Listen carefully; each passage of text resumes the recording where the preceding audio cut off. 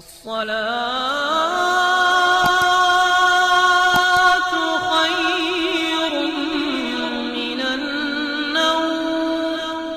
السلام علیکم ناظرین، ایک بار اورنگزیب عالمگیر رحمۃ اللہ علیہ سلطان الہند خواجہ غریب نواز رحمۃ اللہ علیہ کے مزار پر حاضر ہوئے۔ احاطہ میں ایک اندھا فقیر بیٹھا صدا لگا رہا تھا، یا خواجہ غریب نواز رحمۃ اللہ علیہ آنکھیں دے۔ آپ نے اس فقیر سے دریافت کیا، بابا کتنا عرصہ ہوا آنکھیں مانگتے ہوئے؟ بولا برسوں گزر گئے مگر مراد پوری ہی نہیں ہوتی۔ فرمایا میں مزار پاک پر حاضری دے کر تھوڑی دیر میں واپس آتا ہوں، اگر آنکھیں روشن ہو گئی فبیہا، یعنی بہت خوب، ورنہ قتل کروا دوں گا۔ یہ کہہ کر فقیر پر پہرا لگا کر بادشاہ حاضری کے لیے اندر چلے گئے۔ ادھر فقیر پر گریہ طاری تھا اور رو رو کر فریاد کر رہا تھا، یا خواجہ غریب نواز رحمۃ اللہ علیہ، پہلے صرف آنکھوں کا مسئلہ تھا، اب تو جان پر بن گئی ہے، اگر آپ رحمۃ اللہ علیہ نے کرم نہ فرمایا تو مارا جاؤں گا۔ جب بادشاہ حاضری دے کر لوٹے تو اس کی آنکھیں روشن ہو چکی تھی۔ بادشاہ نے مسکرا کر فرمایا کہ تم اب تک بے دلی اور بے توجہی سے مانگ رہے تھے، اور اب جان کے خوف سے تم نے دل کی تڑپ کے ساتھ سوال کیا، تو تمہاری مراد پوری ہو گئی۔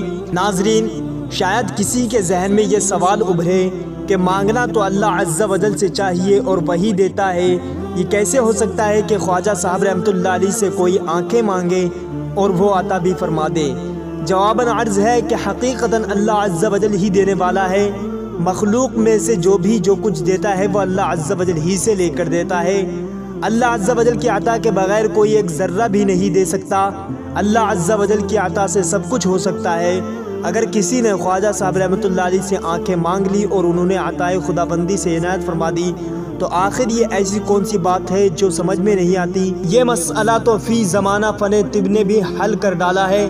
ہر کوئی جانتا ہے کہ آج کل ڈاکٹر آپریشن کے ذریعے مردوں کی آنکھیں لگا کر اندھے کو بینا یعنی دیکھتا کر دیتے ہیں۔ بس اسی طرح خواجہ غریب نواز رحمۃ اللہ علیہ نے بھی ایک اندھے کو اللہ عز و جل کی عطا کردہ روحانی قوت سے نابینا کے مرض سے شفا دے کر بینا یعنی دیکھتا کر دیا۔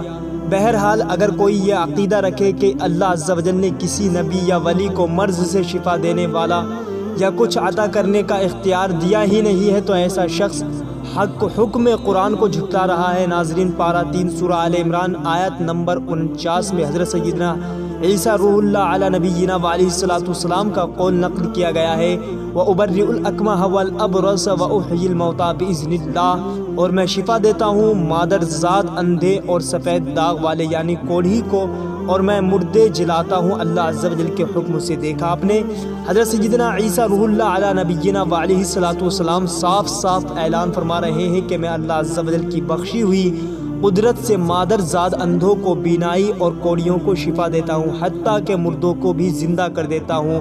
اللہ عز و جل کی طرف سے انبیاء اکرام علیہ نبینا وعلیہ الصلوۃ والسلام کو طرح طرح کے اختیارات عطا کیے جاتے ہیں، اور فیضان انبیاء اکرام علیہ الصلوۃ والسلام سے اولیاء اعظام رحمۃ اللہ علیہ کو بھی اختیارات دیے جاتے ہیں، لہٰذا وہ بھی شفا دے سکتے ہیں اور بہت کچھ عطا فرما سکتے ہیں۔